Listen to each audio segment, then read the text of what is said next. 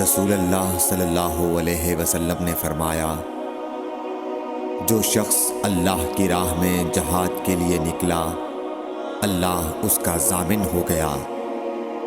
اللہ تعالیٰ فرماتا ہے، اس کو میری ذات پر یقین اور میرے پیغمبروں کی تصدیق نے اس سرفروشی کے لیے گھر سے نکالا ہے۔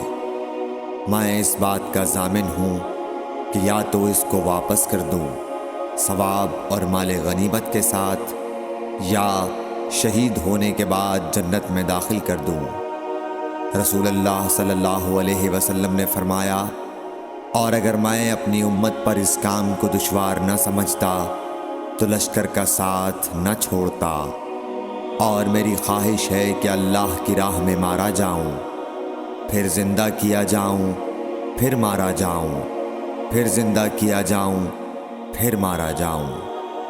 صحیح بخاری حدیث نمبر 36۔